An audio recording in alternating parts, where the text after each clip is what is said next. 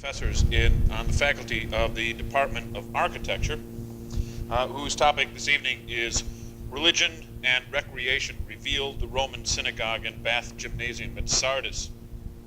Professor Seager got his Bachelor of Architecture at Cornell University in 1965 and Master of Architecture from Iowa State in 1967. I'm reading now, I'm sorry. And since 1968-69, he has been a member of our faculty, whose interests have, as you all are pretty much aware, revolved around preservation issues as well as design. His topic this evening has to do with the synagogue at, I assume, basically the synagogue at Sardis, the site that we were introduced to in the last of these lectures. Was a staff architect on the staff for the archaeological exploration at Sardis since 1964, and has made the synagogue his has devoted himself in particular to the synagogue, which for him has generated several published works in a compendium of works on ancient synagogues, and in the exploration reports, in the archaeological reports by Harvard on the site at Sardis. And in the works now is a final report on the Sardis synagogue, which is going to be published by Harvard University Press. My own somewhat dilettante background in the architecture of this period, in late antique architecture, leads me to an understanding of how central this particular monument is, not only for its rarity, since there are so few of these synagogues, of formal synagogues that survive for this kind of study, and also because the type has repercussions both in Christian architecture and in late antique architecture in general. I can't underestimate how important the topic is, and how important as well Professor Seager's work on it is. It also presents the kind of opportunity that very few preservationists have to actually work on the reconstruction of an ancient site, although the rumor is unfounded that the Turkish government has asked you to turn these into luxury condominiums. That's okay. We're not taking adaptive reuse that far, I guess. The synagogue is, as I say, central to the issues of late antique architecture, and is a real gem as far as an archaeological study of it is concerned, and as far as its restoration is concerned, and as far as its position in the study of architectural history is concerned. Mr. Seager will make that point again when he discusses it at an international symposium on ancient synagogues that is going to occur in Haifa this next year, in May of next year, in Israel, representing us abroad as he has already in the study of this very precious monument. Professor Seager.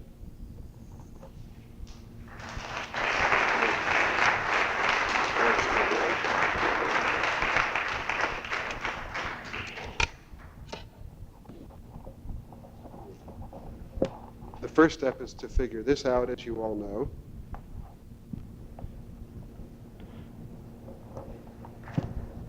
Thank you. Appreciate it. How's that? Thank you, Gil. Appreciate that introduction very much, and thank you, ladies and gentlemen. Am I coming across okay? Sounds very echoey to me.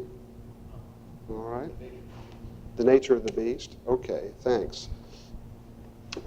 The occasion for my talk this afternoon, as I think you know, is the exhibit on display in the gallery across the hall, titled 25 Years of Discovery at Sardis. We're very fortunate to have that exhibit, and that's really the reason I got invited to do this. I'm very pleased to have the honor. We had, as you know, a lecture a few weeks ago opening that exhibit. It's been up for a while. It's about to end in a day or two. The photographs are splendid, and if you haven't had a chance to see it yet, I really recommend that you do so. In one sense, this talk is a first for me. I've given lectures before to open exhibits. This is the first time I've ever been asked to close an exhibit down. I'm wondering if there's a message there somewhere, but I'm not sure that I've found it yet.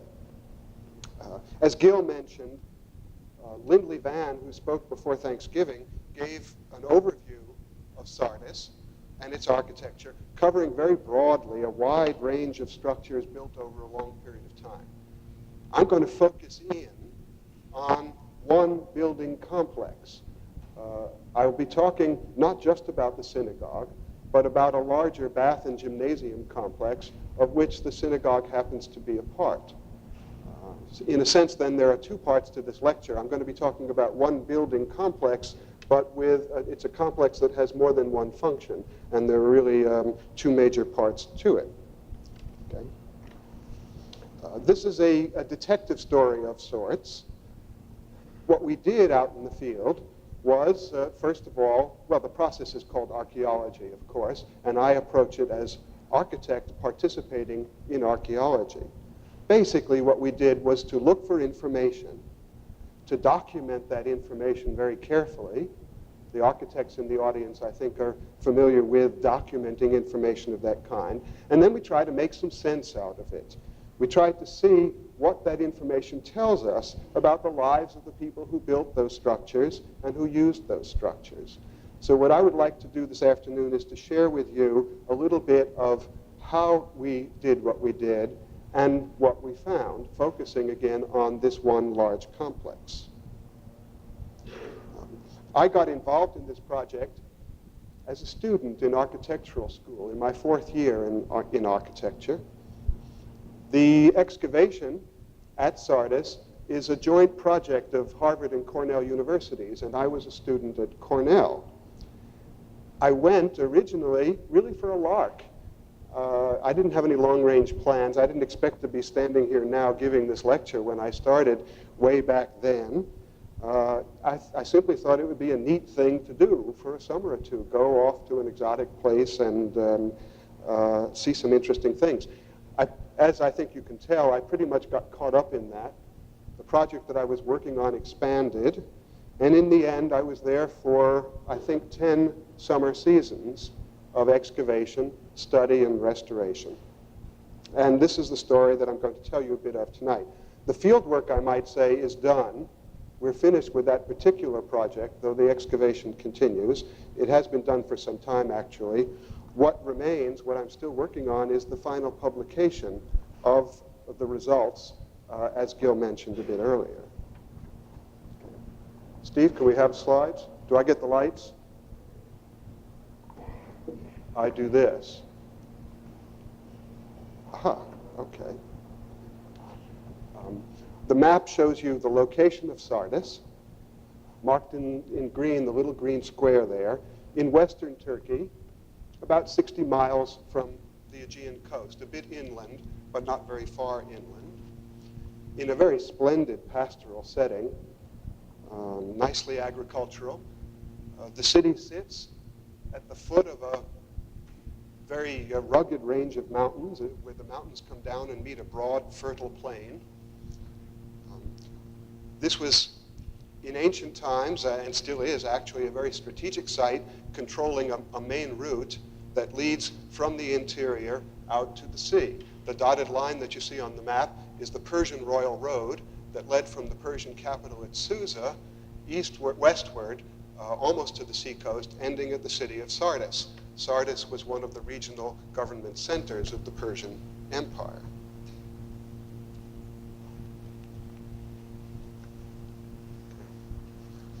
In recent times, if you go there now, you see mostly two villages. The ancient name survives. The villages are named Sart today. The location of Sardis has never been lost, even in the terminology applied to the villages. What you see today is mostly agricultural in character. with occasional ruins rising above the tilled fields and the threshing floors of the farmers who worked there. But for about 1,000 years, this was a major urban center with the full range of civic facilities that Lindley Vann talked about before Thanksgiving. Theaters, baths, city walls, gymnasiums, facilities of all kinds, colonnaded streets, shopping centers, temples, everything that you would expect in a full-fledged ancient city. The 1,000-year period at which the city was at its height spans from the 6th century BC, when Sardis was the capital of the kingdom of Lydia, right on through the Persian, the Hellenistic, the Roman, and early Byzantine times. You may, I think you can see here, some walls rising up out of the fields, a kind of rectangular complex, walls rising up in the middle. That's the complex that I'm going to be talking to you about this afternoon. The condition in which you see it here, though, is before excavation. That photograph was taken in about 1958. And I think you'll see later on what has happened there. This is a closer view, just a year later, and also a plan of about the same time. Massive walls, great rubble and stone walls with brick courses at intervals, brick arches, and originally brick barrel vaults, rising up near the center of the complex. Those have always been visible, never covered, ruined, of course, but everyone always knew they were there, and scholars have always had a pretty good idea of what kind of building it was. They made guesses, but their guesses were pretty much right. But that's all we knew about it, basically, what you see up there in 1958, 1959, when the excavations began. The rest of the complex you could see outlined. The farmers hadn't tilled those fields because there's so much brick and rubble collapsed under there that you ruin your plow. It's not very good, not a very good place to try to do any farming. In aerial photographs, you could see rectangular outlines, but not very much more. We were later on to learn that this whole rectangular complex, it's enormous in extent, I should say. It covers about 5.5 acres. It's all one building complex. It's built on a vast artificial terrace, in some places up to 20 feet above the lower grade level. It was begun by the Romans as a kind of urban renewal project. That's a modern term, of course, but it really was an urban renewal project. They started this after a very serious earthquake rocked the city and destroyed much of it in the year 17 AD. They leveled the ruins that were left behind after the earthquake, started building a great terrace, and this enormous multi-purpose project. It took about 200 years to build, to finish. They occupied it before it was totally finished. But from beginning to end, about 200 years, and then it was in use and remodeled many times for another 400 years. Gil mentioned an adaptive reuse project. We're not accustomed to thinking of buildings in 400-year time spans, but this is an example of such a building.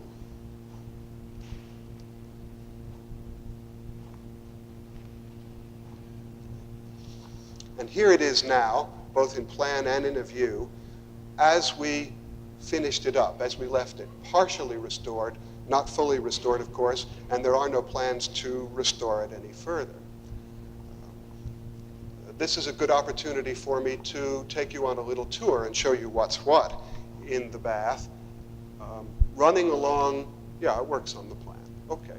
The setting is down at the valley, at the foot of the hills, along a marble-paved, colonnaded avenue, which is the main street of the city, and probably the successor to that Persian Royal Road. That's the main east-west drag going all the way from Susa out to the seacoast. Along that avenue, a whole series of little shops, this kind of covered, arcaded shopping center. You could walk along the sidewalk under the shelter of the colonnade and go from one to the other of the little shops. This is an early version of the Muncie Mall out here. You're under shelter and weren't exposed to the elements. Not air conditioned, though, but at least you kept out of the rain. Behind that is the great rectangular complex. Okay. Most of the eastern half, which you see here, was occupied by a large exercise courtyard labeled Palestra there up in plan. You would enter, I should say there are a couple of cross streets here too, one on each side of the project, one over there and another over there. And the main entrance actually was along the east-west axis from that cross street into the Palestra, which was used originally for exercises or games, wrestling, jumping, or ball games. The ball games were apparently preferred by the elderly since that was regarded as a less strenuous kind of sport to engage in. To the left of the Palestra, to the west, right at the center of the court, marked MC in plan, is the restored, you see it up there, the Imperial Cult Hall. The so-called marble court is named after all the marble blocks that were found and that we had to deal with in the excavations. This was the place where the emperor's statues were put, and it served as a ceremonial center, and later on also as a kind of entranceway. So you come through the Palestra, past all the people doing whatever they were doing in there, jumping and wrestling and exercising. You might go into the marble court if there was some kind of ceremony. Then this great architectural colonnade, you can see it better in the view, and niches in the walls, and the statues of emperors in the niches. From there, you might head to the north or to the south through passageways into a smaller set of rooms that functioned as changing rooms. That's where you and possibly your servants, if you were wealthy, would go, and you would take your robes off and either go into the swimming parts of the bath, or perhaps you'd put on a tunic to go back out into the Palestra to do your athletic activities. From the changing rooms, you could proceed westward through the complex, if you wanted, and most people would do that if they were interested in the baths. The western rooms back here were the heated parts of the bath. That's where the warm and hot pools were. And then you might finish the bath by coming on through here to this long, narrow room in the center. The pool is shown on the plan. That's the cold pool. It's kind of like taking a sauna. After you finish with the hot stuff, you go jump into the cold pool to get yourself all refreshed and stimulated and ready to go back into the world. The synagogue now, which of course doesn't belong really in that sequence I was just describing, the synagogue occupies the southeast corner of this whole complex down here. I'm going to talk about the rest of the bath and gymnasium first, and then come on back to the synagogue. The synagogue, though physically a part of the complex, is functionally really independent of it. It had its own entrances, and in fact couldn't be accessed from the Palestra or from any of the other rooms of the bath.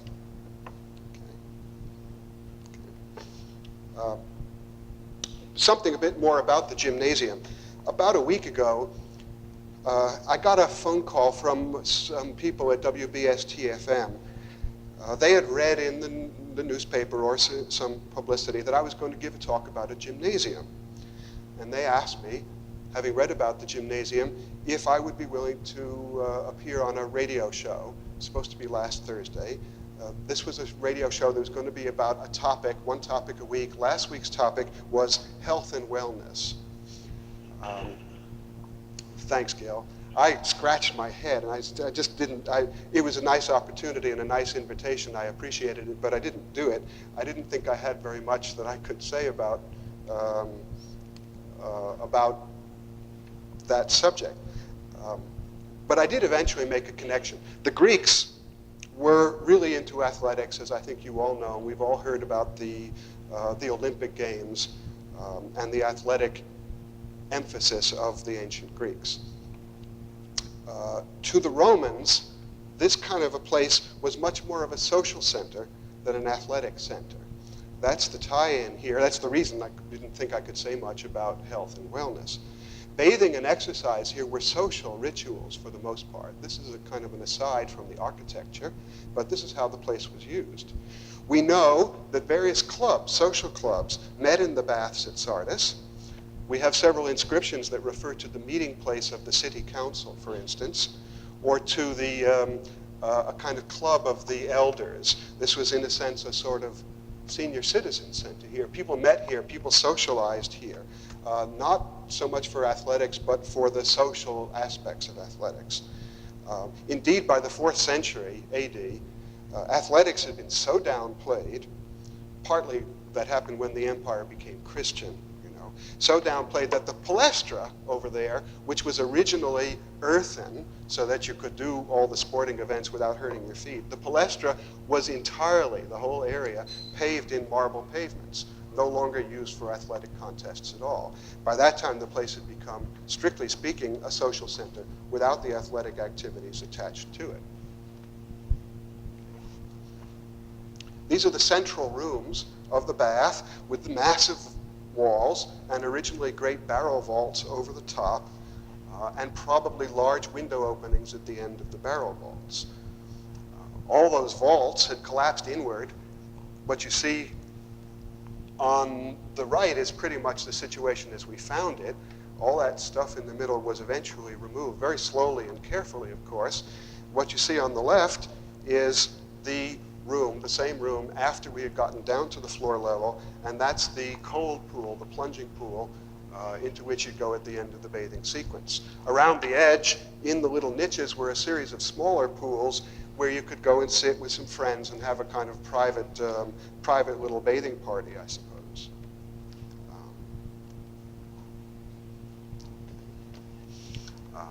During the excavation, we found all kinds of things, hundreds and hundreds of things, that help us understand what the place was for, what it was about, what the dates were.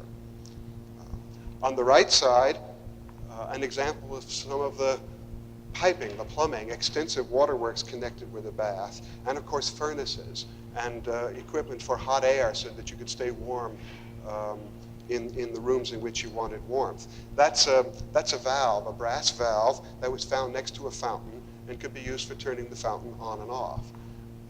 This is a small example, I think, of a level of technology that by the time I'm finished, I think you will find very impressive indeed.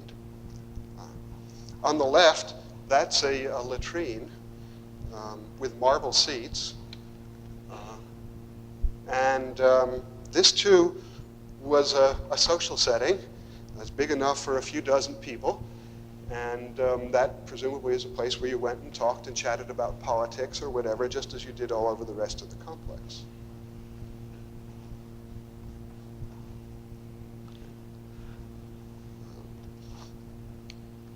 The walls originally were covered over with marble facings or sometimes with stucco up above, painted.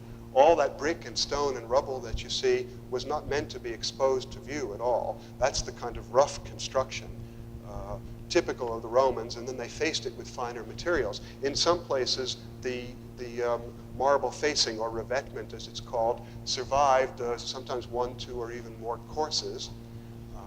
In some cases, door jambs even done up in terms of marble facing.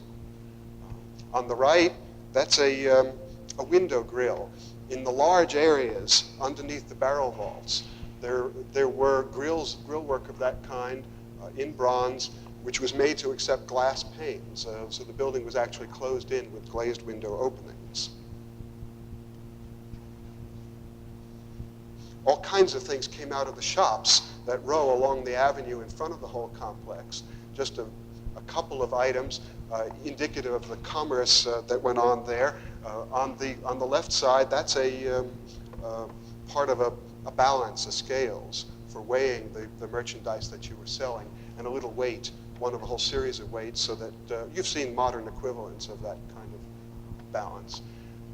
On the right, that's a lamp. It came from a shop that was selling fancy bronze lamps.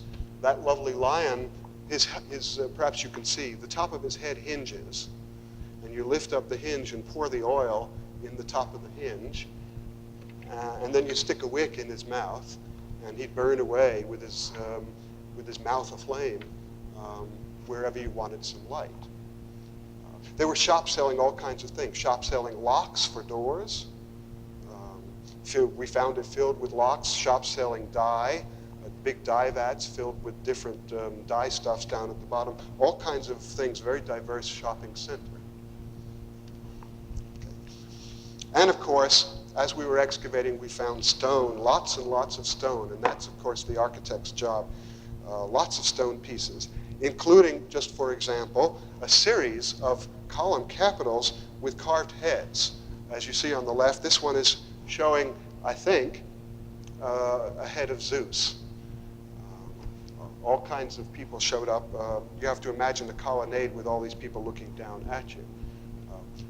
The right slide gives an idea of the condition in which we found all this stuff, pretty much a jumble, toppled in on top of one on top of another, and our job was to try to make some sense out of that. Particularly, the problem was particularly difficult in that central hallway, the marble court, the imperial cult hall, filled, choked with dozens and dozens of blocks. This shows on the right side, but actually most of the marble blocks had been removed already.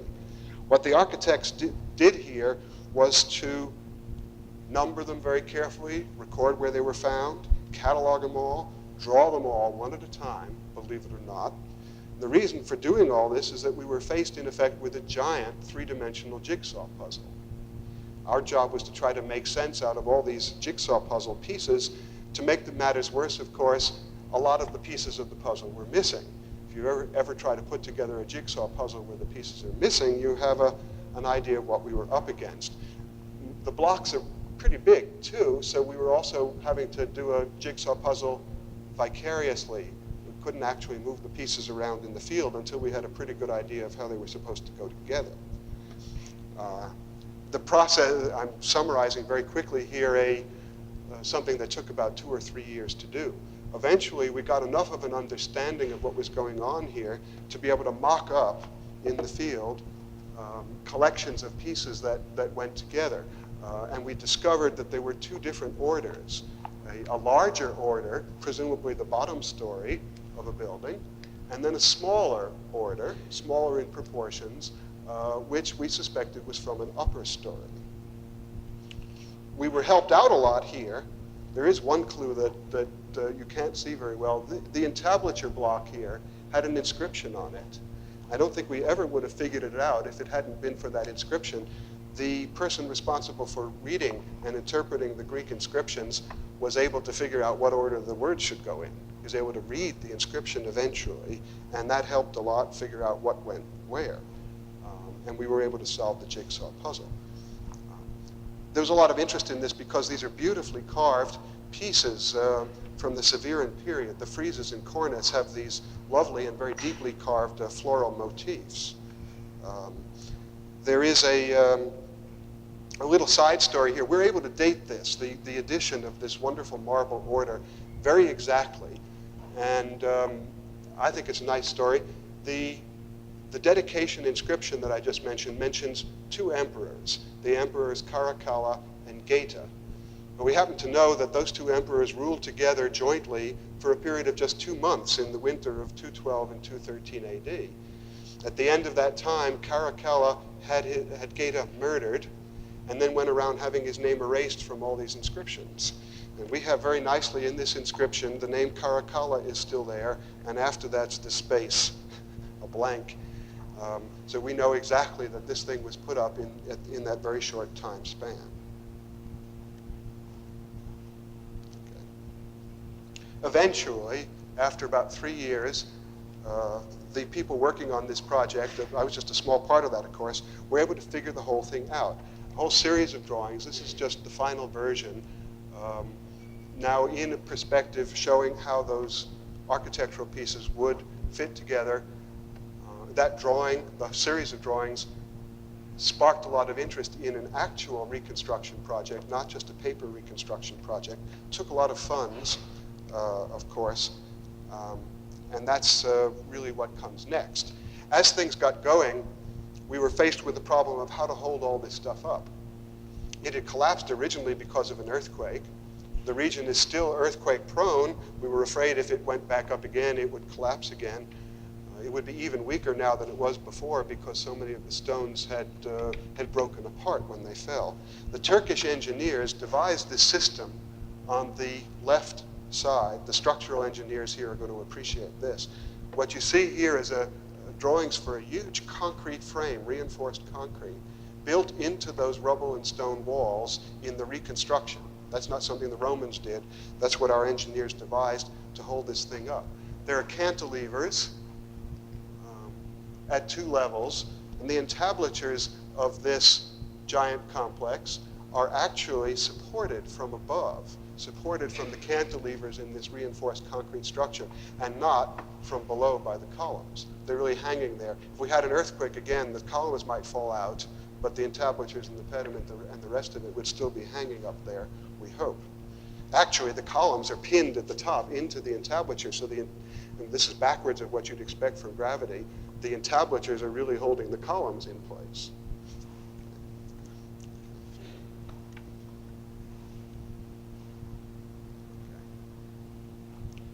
Skipping a lot of steps here, but this is the reconstruction process in the marble court.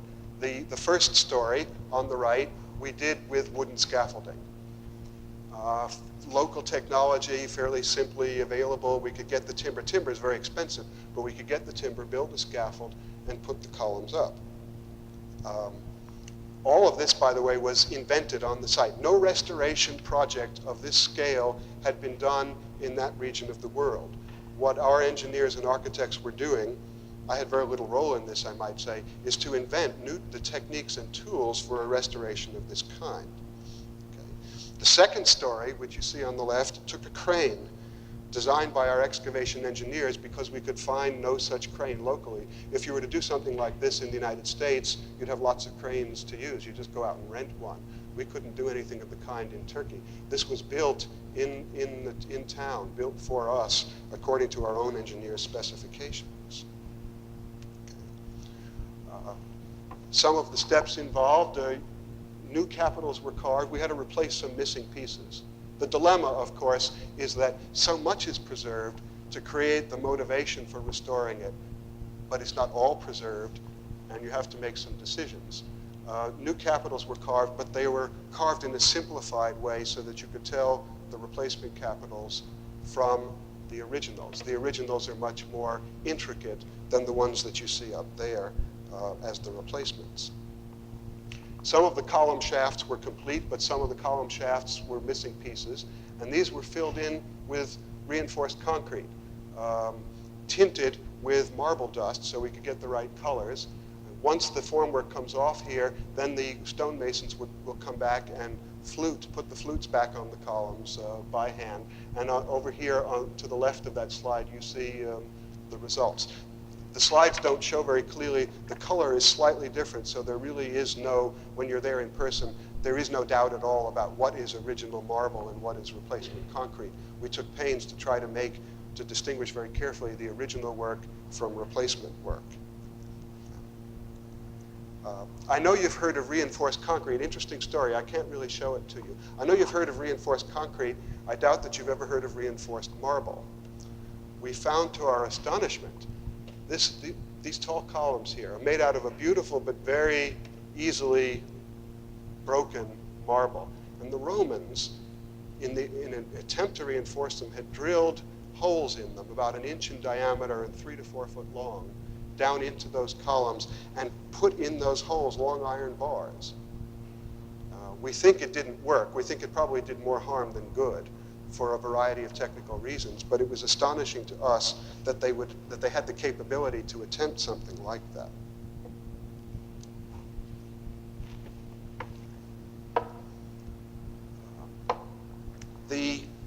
The crane barely made it up to the keystone, and in fact the crane act failed right after the keystone was in place. That's the end of the crane. But we had a topping off ceremony, of course, when we got to the top of the second story. I think if you look, some of the slides later on don't have scale figures in them. If you look at the size of the workmen, you get an idea of the weights of stone that we're dealing with and the size of the construction that was undertaken here.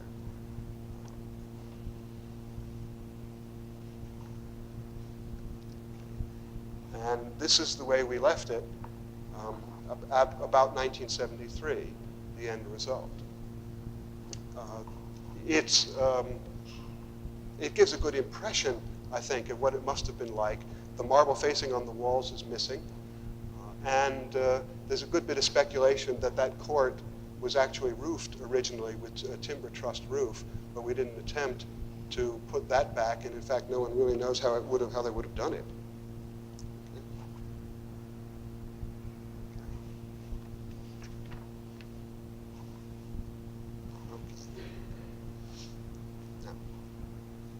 I'm turning now to the synagogue, another part of the same complex.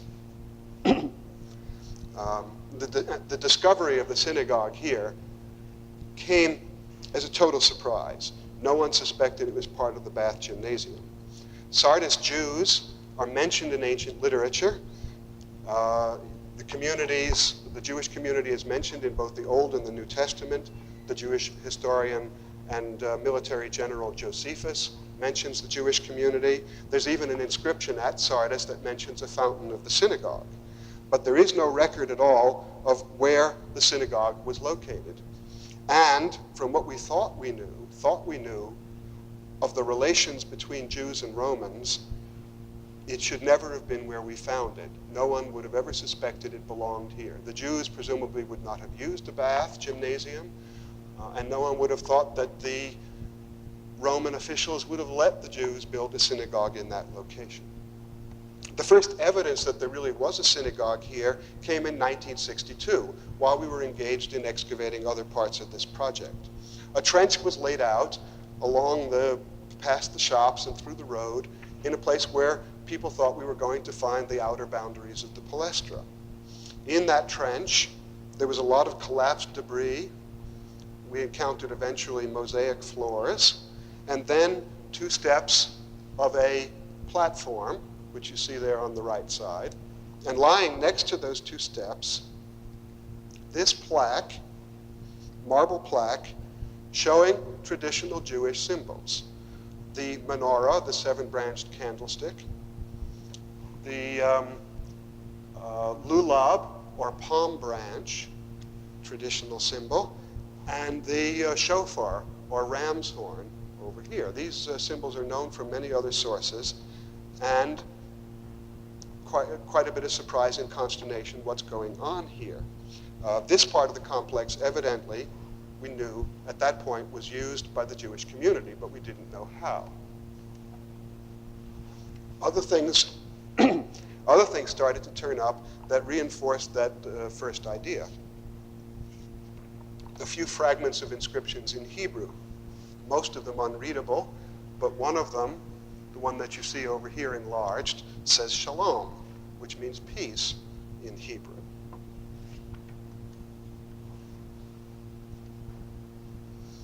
And other kinds of architectural pieces that are not specifically Jewish, that were part of the wall decorations, showed up as well.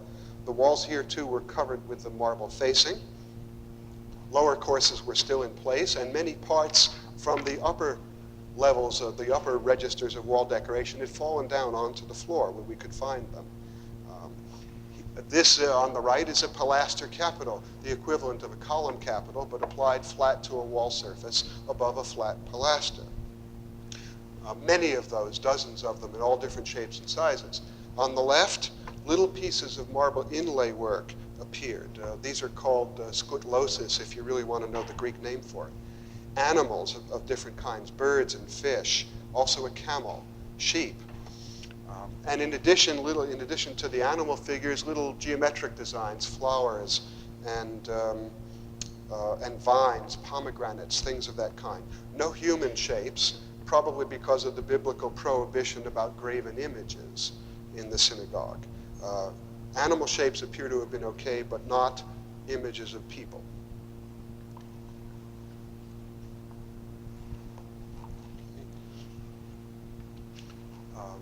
Inscriptions, still other inscriptions, but in Greek rather than in Hebrew. Over 80 of these in all, in Greek, and they generally fit into 2 categories. These 2 inscriptions refer to religious objects.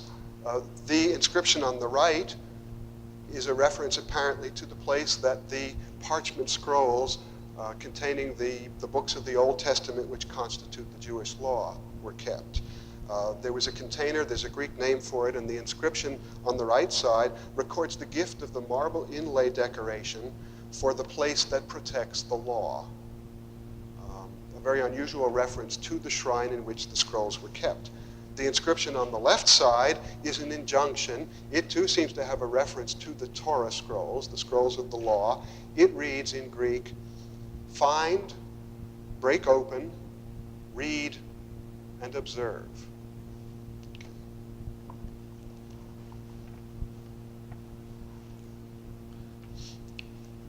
The building was paved with mosaic, mostly in geometric patterns, and several of the mosaic panels contain the inscriptions of the donors who gave the mosaic, just like a modern synagogue or a modern religious building of any kinds. The people who give the money to put things in record their names on the object, and they did it here as well.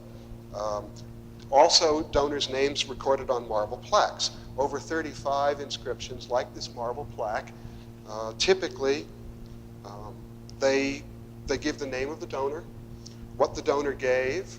They say that the donor fulfilled a vow or a pledge to do this, and they might add that the monies came from the gifts of providence, or the gifts of Almighty God, or the gifts of providence and the labors of our parents. This kind of formula for the way the inscriptions go. These formed a frieze around the building, but you haven't seen the building yet, so maybe we better get on to that. Okay. Oh, I skipped. Let me back up for a second. The inscriptions are really very important for our understanding of what's going on here. We have, very rarely, all these inscriptions and the building as well. Before we found this evidence, the picture that we had, the interpretation that we had about Jewish communities was that the Jews were on the margins, the fringes of Roman society, often without citizenship, certainly without any kind of power or position. Judaism was a tolerated religion under the Romans, but it wasn't held in high esteem. Here, and what's startling about this, is that here we get an entirely different picture. The donors' names are often followed by the title citizen. 9 of the donors are identified as city councilors in the city. 3 of them held official posts within the Roman provincial government administration. And we know a lot about their occupations as well. 3 are identified as goldsmiths, and we know that at least one of them was a jeweler. We also know that all these inscriptions are in Greek rather than in Hebrew. Greek was the language these people used in their daily life rather than Hebrew. All of this suggests a picture of a Jewish community that was very much at home here, very much at home in the larger pagan and then later on Christian community, and an integral and influential part of it. That's quite different from the understanding that people had before these things were found. Okay. There's some other furnishings that appeared as the excavations progressed. This huge table, huge marble table with eagles, actually imperial eagles, they shouldn't be there either, really, properly. Imperial eagles standing nearly 4 feet high stood in the middle of the building, the tops broken in by the collapse of things on top of it, but the legs still standing upright. And the table was flanked by lions. They're not in great shape here, but these paired lions back to back, 2 sets of them that stood one on each side of the table. Okay. Look at some of the things that were in the building. I should now put them in their architectural context and show you where they came from. The synagogue consists of 2 rooms, and very simply an entry court, a colonnaded entry court that could be approached from the street, and then a main hall, an assembly hall, where most of things would happen in beyond. Piers lined the main hall. At the end, there was a semicircular apse with benches which held some seats for the elders, and 2, little tour here, 2 temple-like shrines. Can you see them back up there on the left-hand slide? They're kind of dark, 2 little temple-like shrines at the opposite end of the hall, opposite the apse. The table stands over there, and there are some other furnishings which I'll show you later on.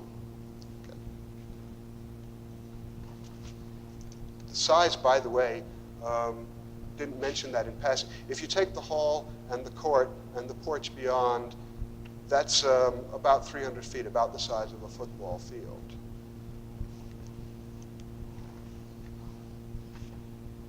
This is the entry court, the forecourt as we found it.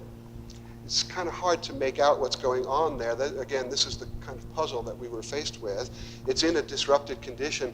After the building was abandoned, scavengers came by pulling up the marble stones and throwing them in lime kilns burning the stones to get lime for other buildings. So a lot of the stones are missing.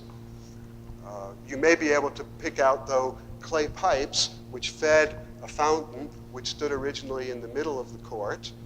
There were two sets of pipes, actually. They broke down at one point and were replaced with another set of pipes. You may be able to make out a colonnade which went around all four sides of the court, but it isn't in very good condition. Enough of the pieces remained, though, that we could begin to entertain at first in drawing forms, and then you'll see in reality a reconstruction of that colonnaded courtyard. Colonnaded around all four sides, open in the center to the fountain and a little pool below the fountain, roofed around the sides, though, so that you could walk under the shelter of the colonnade roof. Mosaic pavements in the areas under shelter, but marble pavements in the areas that were exposed to the rain and the sun. We have good reason to think, actually, that it was a two-story high courtyard. This restoration drawing shows only a one-story version. The two-story version would have, you see there's a scale problem about the relationship of the courtyard to the building beyond, which regrettably I left there just as a big blank. Sorry about that. Things work out a lot better if the court is 2 stories high, but we only have pieces of the lower story. Fountain stood in the middle of the court. It had the form of a large marble urn, which survives. All the pieces were still there.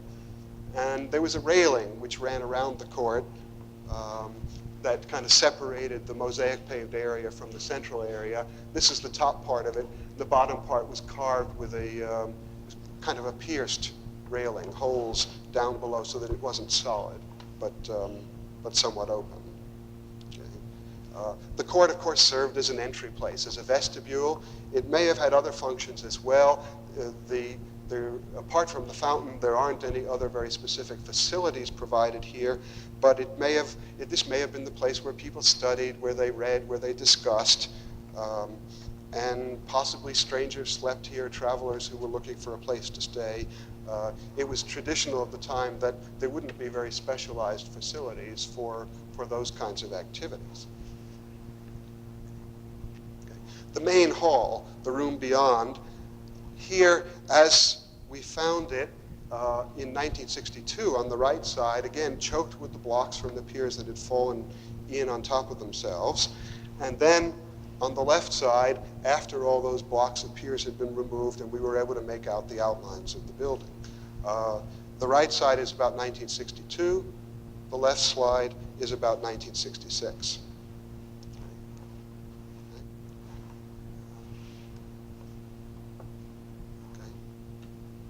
2 rows of piers, we know, rose high and supported a roof, which probably was of wooden trusses. It wouldn't have supported a vault.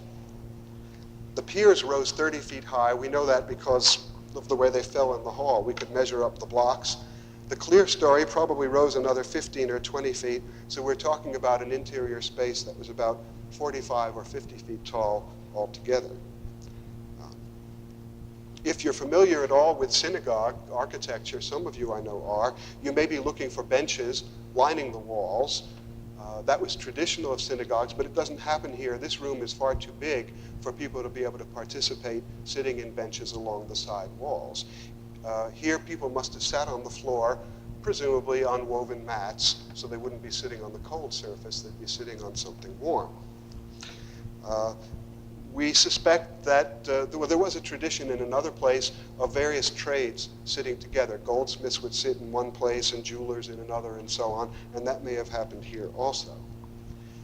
Again, if you're familiar with ancient synagogues, you may be looking for a gallery for women. Tradition has it that women would have been seated separately from the men and not really allowed to participate as fully in the activities. That doesn't happen here. This building didn't have such a balcony.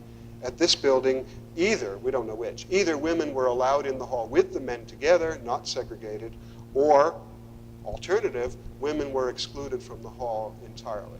We don't know which. What we do know is there aren't any special or separated facilities for segregating the sexes.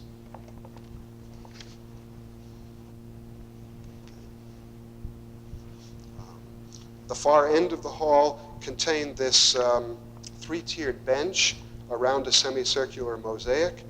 This is the only permanent seating in the hall and probably was reserved for the elders. It may have served also as a kind of legal tribunal, a place for judging legal matters that came up before the community.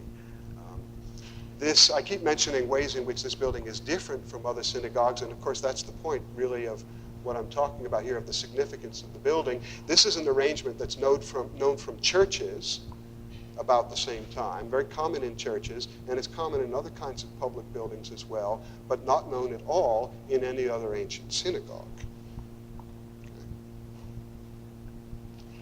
That mosaic is a particularly nice one, and I wanted to show some close-ups.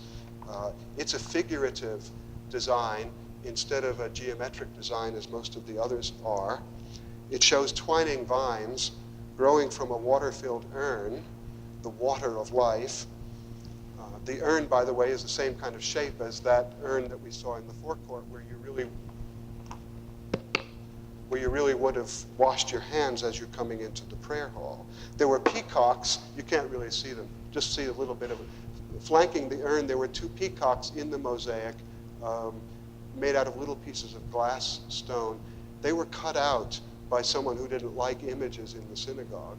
You can just see little bits of tips of crest feathers up there. Can you make that out? And a little bit of a, what do you call a peacock's foot? Is it a claw or a claw down at the bottom? Okay. In terms of the function of the building, the table, which we've re-erected here, was the place from which a reader would have read. The scrolls, presumably, were kept in the shrines at the opposite end of the hall. The parchment scrolls would then, at appropriate times, be taken out of those shrines and carried across the hall and placed on the table and read from the table. There's some polished marble paving slabs back here, which is the place at which the reader stood. So we know that the reader would have faced that way, the way we're looking, which also happens to be the direction of Jerusalem, which would have been important to Jews living at this distance from the Holy Land. It's oriented, in a sense, toward Jerusalem. Okay.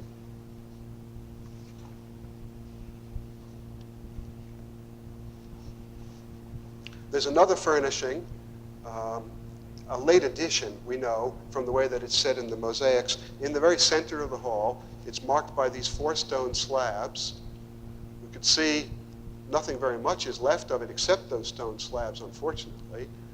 We can see holes, one in the middle of each slab, which are socket holes that would have been used to attach something going on up above, dowel holes in which to insert the iron dowels that would have held an upgoing stone. And they're little square. Actually, you can make a bit of it out in the slide. The evidence can get very detailed sometimes. You can see there's an incised square around each of those holes, and you can make out just the corner of the incision of the square down here. At least the people in the front can. So we know how big the pieces were that went on top of these stones. It supported a lightweight structure of some kind, which is not preserved. Our interpretation of this is 4 columns supporting a canopy overhead for a special function. There happens to be an inscription down here in the floor. That's the inscription that you see up there. Again, it's later than the building itself. The donor of the inscription had the title of priest and teacher of wisdom, or wise teacher, something apparently akin to what a rabbi would be in modern times. And it appears then that this is the place from which this wise teacher or rabbi taught in the synagogue.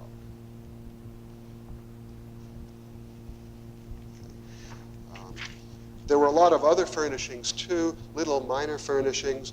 We don't really know what they were for, except that the hall was decorated with a lot of pieces of this kind. A little pedestal supporting something, we don't know what. Another little columnar pedestal with a cup-like end, and we don't know what that was for either, but a number of things of this kind, little columns and shrines and architectural monuments scattered around throughout the building.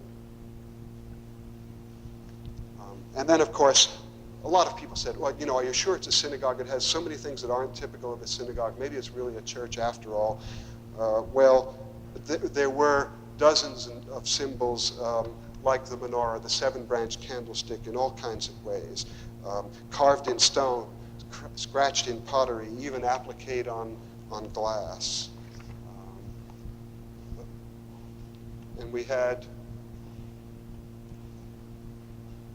two in bronze, one a two-dimensional representation, the other one a little bit of a real three-dimensional candlestick that could really have had lamps on top of it.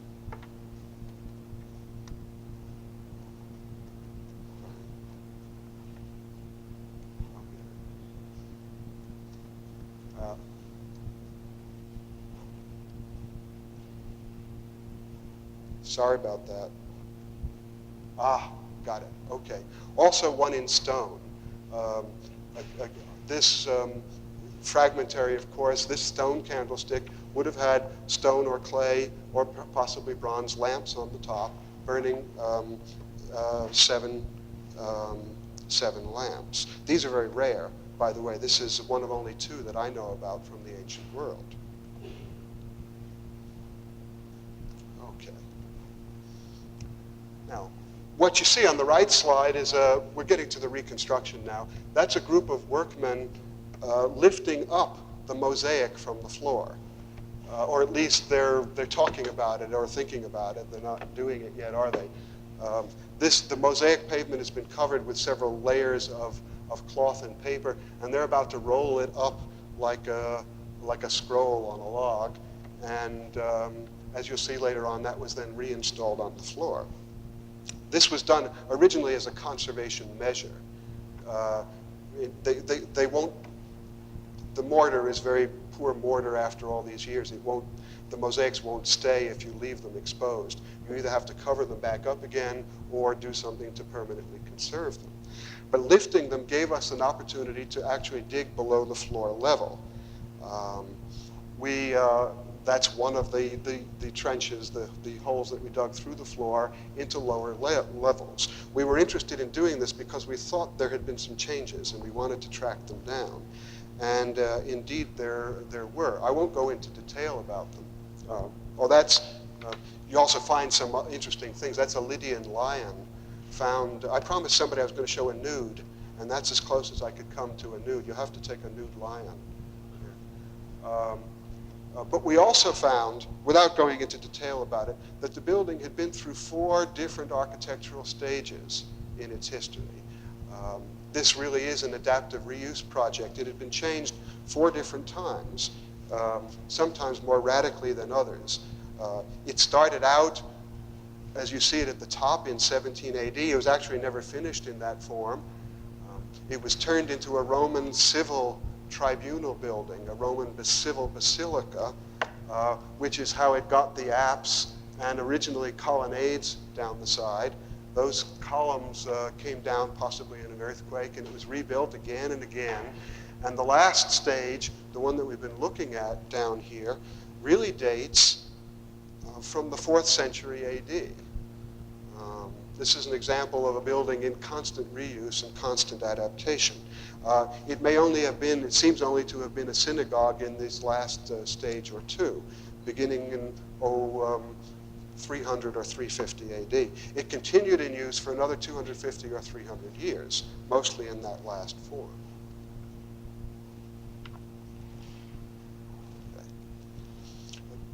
partial reconstruction that we did was undertaken according to an agreement with the Turkish government.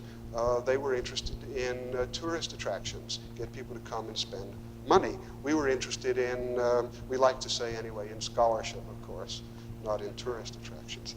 Thousands of pieces sorted and cataloged, drawings and studies done. Existing pieces repaired, joined together using brass dowels so that we wouldn't have corrosion problems. In a place like Turkey, traditional craft skills are still available. We could get, without any special training, stonemasons who could do the kinds of stonemasonry work that you've been seeing here without any special preparation. I tried it once, and it's very hard to do. I had everybody laughing because I couldn't cut a straight line with a chisel. He's about to turn that block into a column capital with no aids of any kind except his chisel and his hammer. And it takes an extraordinary three-dimensional imaging ability to be able to do that, to know how far to cut into a block.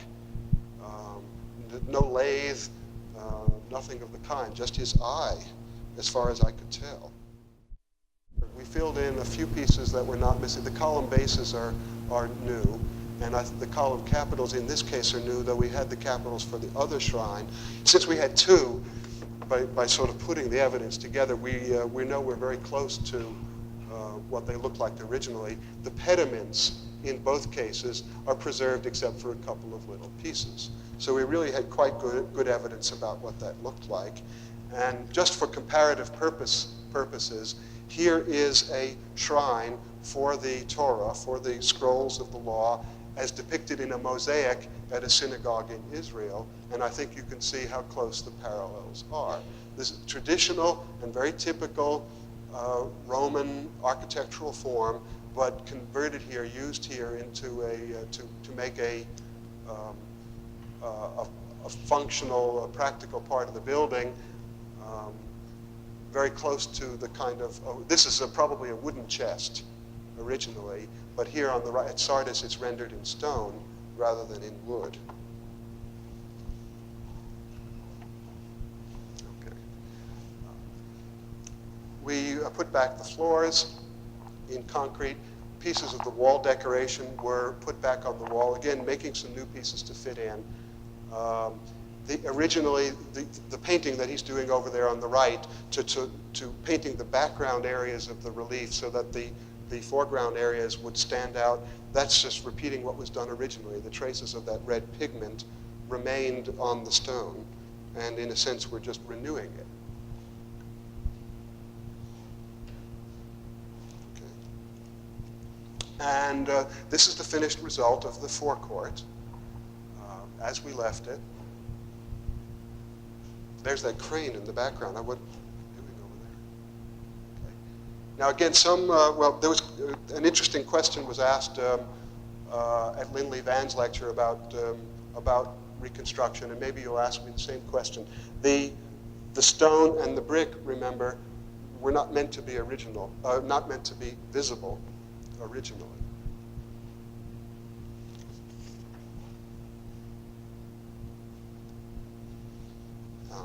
And this is the result in the main hall of the building. Again, the mosaics were reinstalled, and we also undertook, I didn't do that actually, someone else was in charge of doing a sample of the wall decoration. I have some close-ups of the wall decoration. These are all new pieces, but based on patterns, based on old pieces and the kinds of patterns that could be made with the pieces that we did actually find in the excavation. The idea is to give something of the coloristic effect.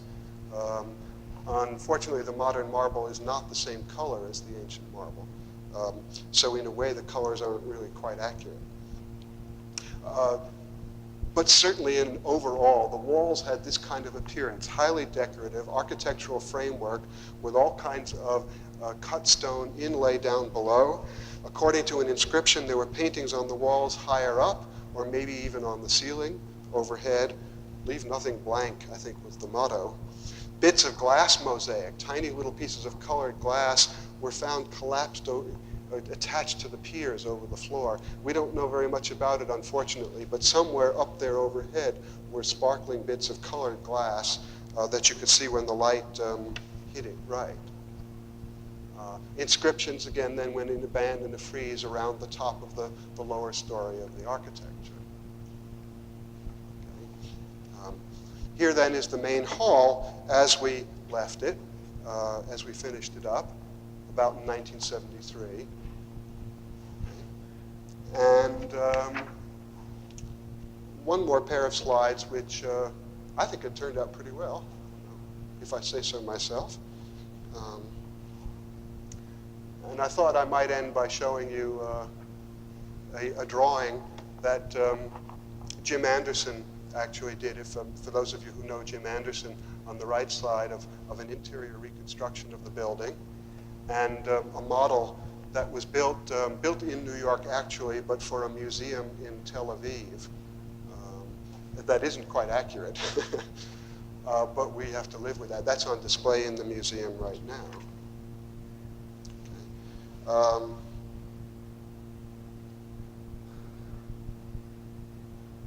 Well, maybe that's a good place to stop.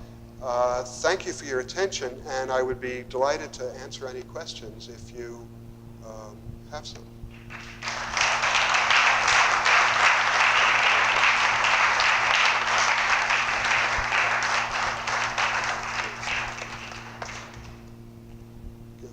Frida?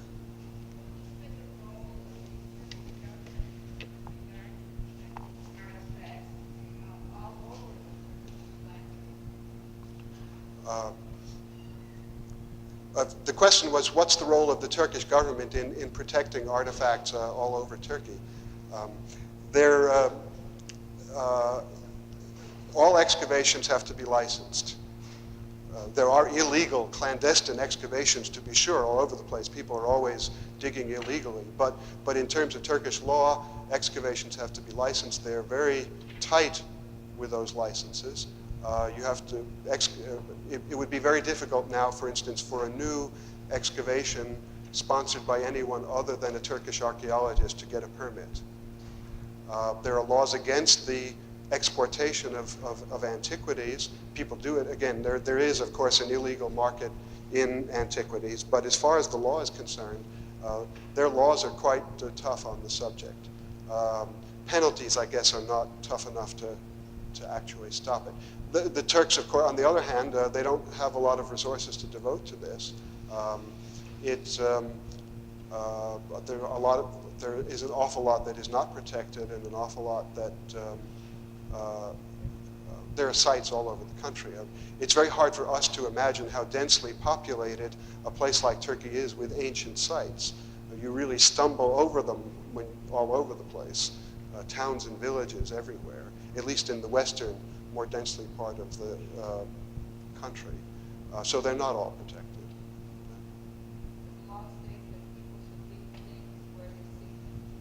Yes. Farmers are digging, plows, of course, turn things up. Strictly speaking, those are supposed to be turned into the local museum. In practice, that's not necessarily. In practice, might try to sell them to tourists. But yes, sir.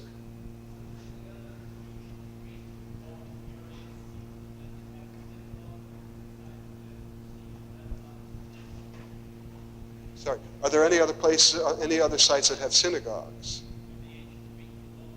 Oh yes. Yeah, there were many. There aren't very many that are. There are many more that we know about from literature than you can actually go visit.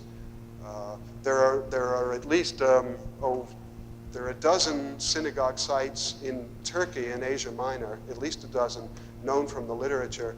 There are 2 or 3 that have been found that are extant. There are a dozen or 2 outside of Palestine, and many dozens of synagogues in Palestine. What's interesting here, this is by far. Are the slides off, Steve? They're gone? Okay, oh well. This, what what I didn't show you was this is one of the startling things. This is by far the largest of all those ancient synagogues, by 2 or 3 times the size. All the others are relatively small buildings. Most of them are in Jewish villages in Palestine. There are a few that there were several in Rome. There were several in other Roman cities of Asia Minor. But it's from that fragmentary evidence that this picture got built up of a Jewish community living pretty much on the fringes of the Roman world. And this synagogue is bigger, it's more elaborate. It has the relationships between pagans and Christians and Jews is entirely different here from what anyone would have supposed before we found this evidence. This last stage, how many feet above that first stage? The first, You had this square there with the canopy and the background was the wall and the top of the is that one of the earlier stages? The question is, when I showed those 4 stages, how far apart are they vertically?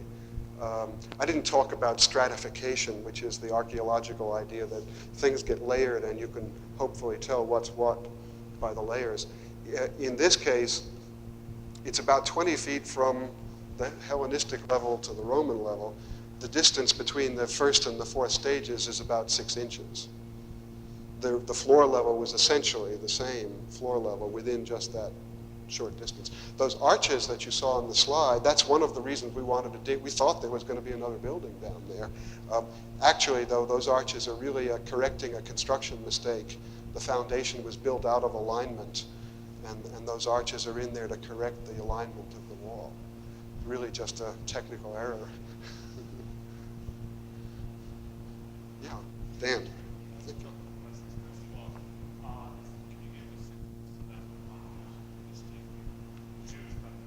The Jewish population.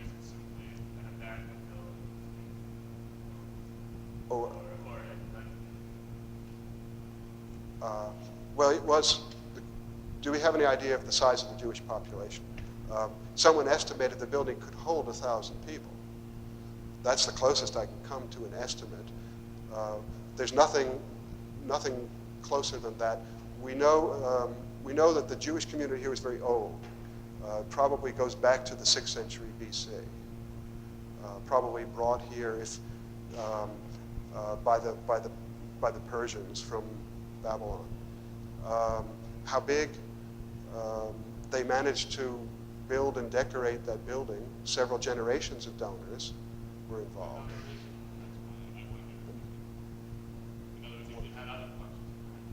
Yes.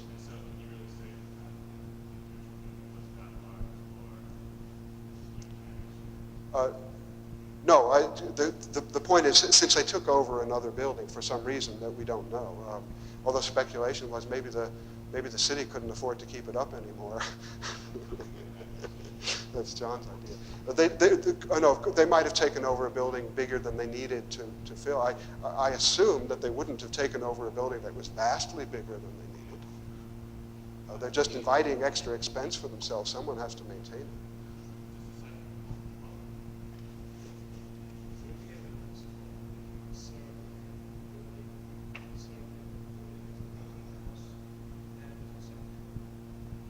Of the ceremony.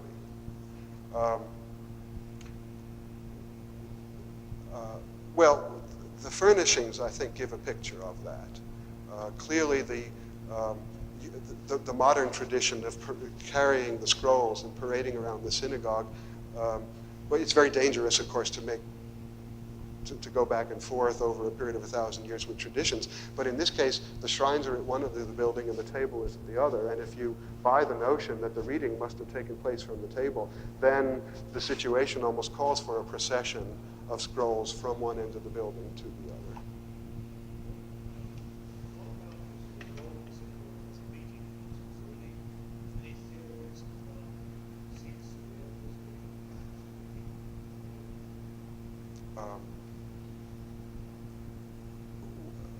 The presumption is that it was. I mean, there's nothing firm on which to base that.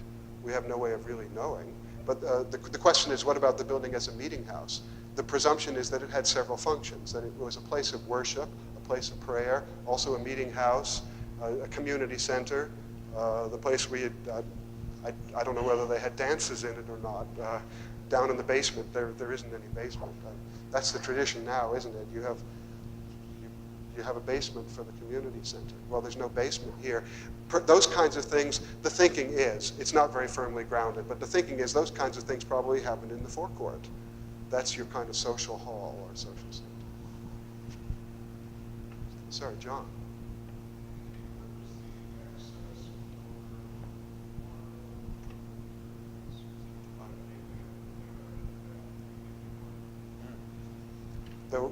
What's the source of the marble that was used here?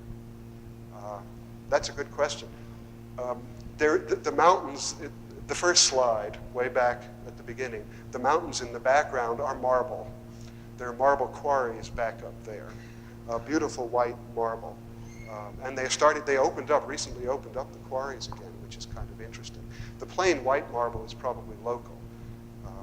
The stones that you've seen, though, are stones from all over the Mediterranean basin. One of the astonishing things is the Romans were shipping these things around from different marble quarries, porphyry from Egypt and marbles from I don't know where. In the cave, by the 4th century, though, well, lots of things had been destroyed. A lot of the things that we saw were reused pieces. I didn't get into that. But a lot of both buildings that we were looking at are really made up of the knockdown pieces from old buildings. When Christianity became the official religion of the empire, a lot of pagan shrines were torn down, and here was this nice source of building material. So built into the synagogue are all sorts of pagan monuments. Didn't mention that at all, but they're monuments to Artemis, to Lydian goddesses. I did show you the lion. That's a Lydian lion that was presumably part of an altar someplace or a sanctuary of some kind. They used whatever they could get their hands on.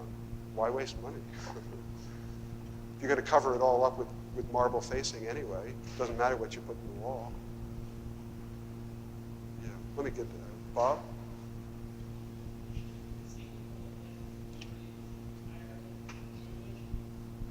The whole city? Oh, no, we know that for sure. Certainly not. There were. There is a 4th century church nearby, not very far. Oddly enough, the synagogue is bigger than the church. There are pagan temples. The huge temple of Artemis still in operation in Roman times in the city. The predominant part of the city population would have been pagan originally. In the first centuries of this era, gradually becoming Christian, increasingly so after Constantine. There are plenty of writings preserved. A bishop of the 2nd century A.D. Sardis was the seat of a bishopric. What do you call that properly? Where a bishop is a see. Okay. So quite a lot of. No, clearly the Jews here were a minority community. The city, there was an estimate made of the population of the city in Roman times. The best estimate is about 100,000 people. So we're talking about a city that's, say, bigger than Muncie. In modern terms, Muncie may not be a very big city, but that was pretty good size in the ancient world. Did you say that the Jews did not use the bath-gymnasium? I don't think so. What inspired you to that assumption? Well, I know that there's controversy about whether Jewish craftsmen could work on the gymnasium, and in the Talmud. The resolution of that apparently was that they could help build the gymnasium, but they couldn't help participate in the raising of the imperial eagle. I gather, this is beyond my expertise really, but I gather that there were just simply too many pagan and associations with the gymnasium for religious reasons.